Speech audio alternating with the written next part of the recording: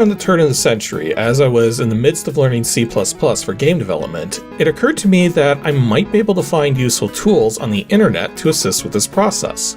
Well, one such thing I came across early in my searches was a software development kit, or SDK, called the Allegro Game Programming Libraries. I also ran into something called Simple Direct Media Layer, more commonly known as SDL. Both seemed like popular options, and as I was looking into how to use them, I was also looking over the various games that were made with them.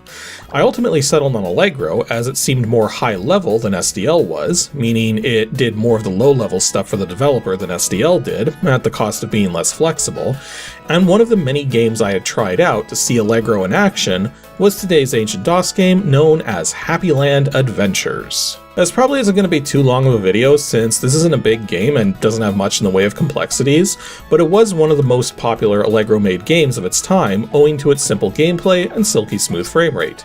Though because it syncs to 70 FPS, not 60 FPS, it may not come across perfectly in a 60 FPS video.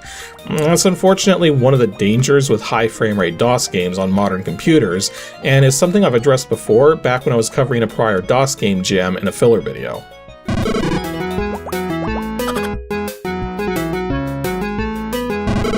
Happyland Adventures was developed by a prolific game developer by the name of Johan Peitz, who's been making multiple small games every year for a very long time now, originally publishing this one through his old business moniker of Free Lunch Design back in the year 2000.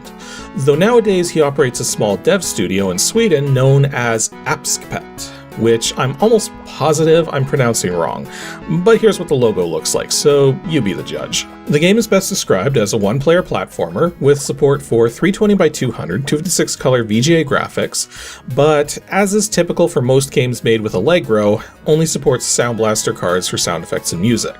As for its current release state, the game's always been freeware and digital only, but for some reason this one hasn't been available for quite some time now in any of the places I remember originally finding it.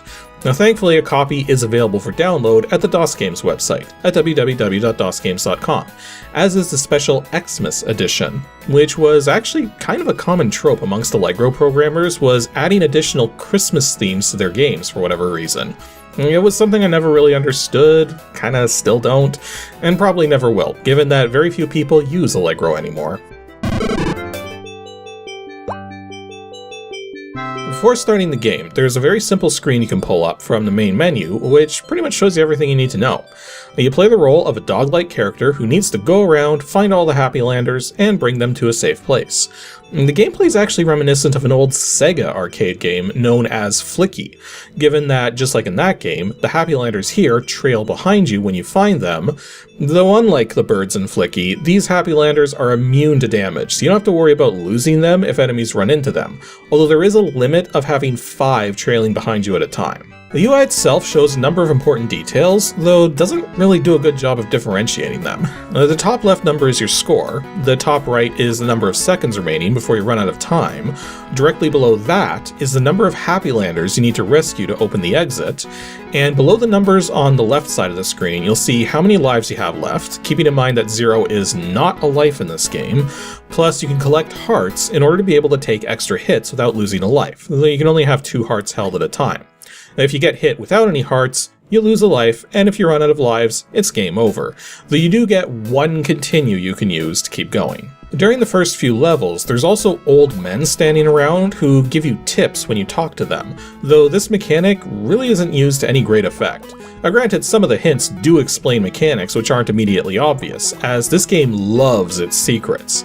For instance, virtually every level has a special section you can only access once the exit path is open, which also has a level exit within, along with lots of bonus items. Actually, that is one thing that can be a little annoying, is that every level is loaded with secret areas to find, some of which have items or even Happylanders hidden within the walls.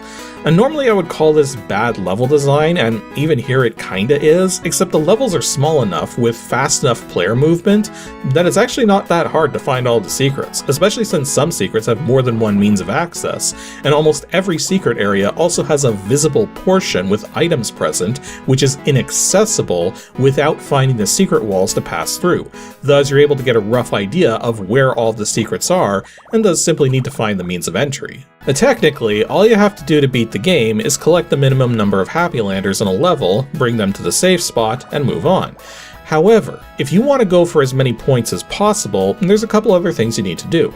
Now, if you save every Happylander in a level, not just the required amount, all enemies will be converted into coins. If you then collect all of the coins, a random bonus room will be visited upon exiting the level. Though this process is slightly bugged, and every once in a while you actually won't go to a bonus room at all, though this only happened to be once in all of my playthroughs for capturing footage for this video. There's also a super secret bonus room you can enter if you bring any Happylanders with you through the exit to a level, though naturally this means you won't go to any of the standard bonus rooms when attempting this. There's also power-ups to keep your eyes open for, with the most common power-up simply being an hourglass to provide 60 more seconds of time.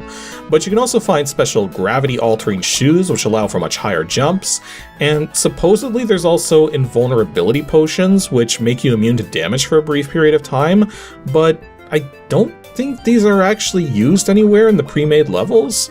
I could be mistaken, but I'm pretty sure I never ran into one.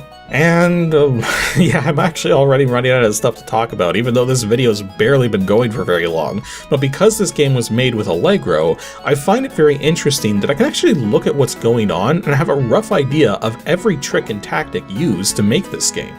For instance, all the data for the game is stored in a series of 4 data files referred to as levels.dat, misc.dat, sprites.dat, and tiles.dat. All of which are Allegro-specific data files made using one of the Allegro utility programs known as Grabber. Now theoretically, this should have allowed me to load the data with the Grabber tool and be able to show it all to you, but I quickly found out that these data files are password encrypted, so without the correct password, they're completely unreadable. Ah well.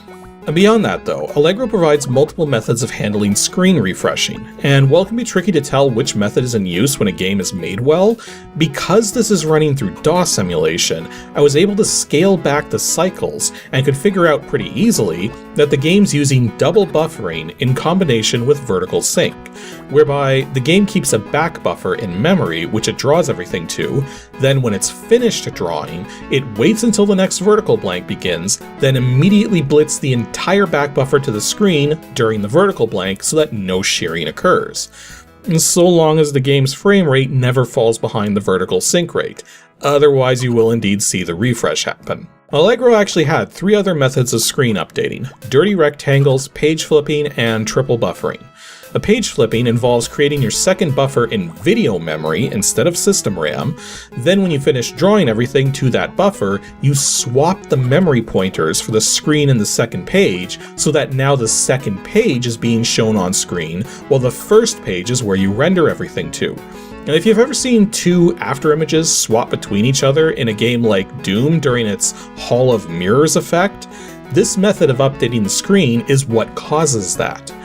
Double buffering is often preferred to page flipping though, simply because it's easier to implement. Triple buffering is the trickiest to implement, as it involves creating 3 video pages, the one being shown on screen, the one queued to show next, and the one being actively prepared, and involves setting up an interrupt timer which is able to cycle the video page pointer when a vertical blank occurs, but is incredibly resilient to single frame fluctuations in game speed and thus can provide a smoother experience when pushing hardware limits than any other method.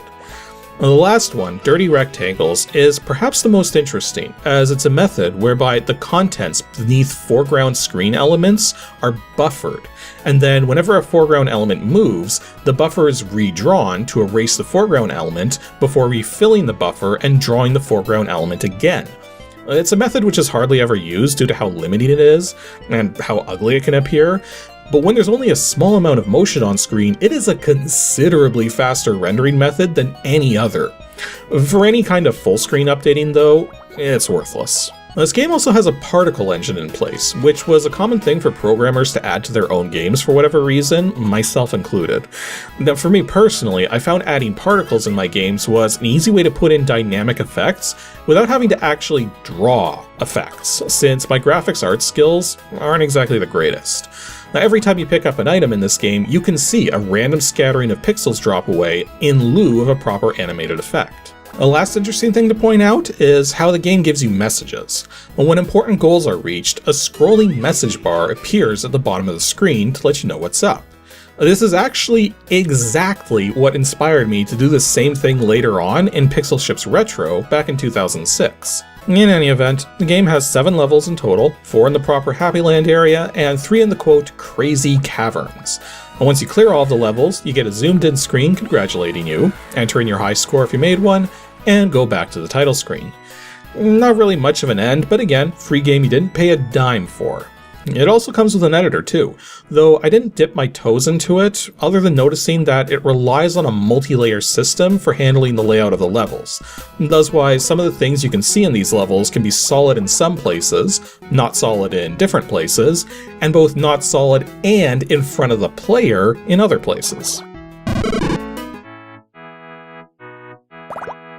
Overall, Happyland Adventures is short, simple, and very much feels like a programmer's game, as in not a game which underwent a proper design process or had multiple people involved, but rather instead was simply made up as the developer went along. And that makes sense, given that this game was originally made for a competition way back when. And actually won said competition. The game feels like it was meant to be bigger and have more to it than it ultimately got, but that it had its most basic form put together to begin with and was then made as large as was possible in the time constraints of the competition it was a part of. Not to mention, seeing what this game was doing, along with several others, is what helped to convince me to learn Allegro. And I could tell from watching what was going on that there were font routines, sprite routines, the ability to draw primitive lines and pixels, proper keyboard handling for gameplay, proper timing, which was kind of a luxury in and of itself with DOS. Plus Allegro wasn't limited strictly to DOS, meaning once I was ready to shift over to Windows programming, I could still use Allegro and only have to learn the basics for getting it to interface with the Windows API. And it really was the best choice for me for getting into more proper game development. Though nowadays its usefulness has fallen by the wayside due to considerably more powerful engines being made available. Still, I don't even remotely regret using and learning Allegro, as you didn't really have a lot of good options for easier game development back in the 90s and 2000s, and thus it led to lots of fun titles such as this one. Yep, just leave cycle set to auto and it should run perfectly fine. Again though, because the game syncs to 70 FPS, not 60 FPS, you may run into troubles getting it to look smooth on modern systems. Most modern computer displays should be capable of displaying a 70Hz signal if you create a custom resolution with a 70Hz refresh rate, but this won't work right for everyone and may be tricky to set up depending on your video drivers. Anywho, that's all for today's episode of Ancient DOS Games. Kind of a short one without a lot of focus on the game itself, but in all honesty, I totally forgot to pick out a game to cover by the end of the last ADG video, so kinda had to come up with something on very short notice. As for what's next, 2 Saturdays from now, on November 2nd, we're going to have another pro video, this time talking about a particular mechanic in a piece of edutainment, which has me curious as to how it's working under the hood. So be sure to stay tuned to see if perhaps we can learn some interesting things about said mechanic.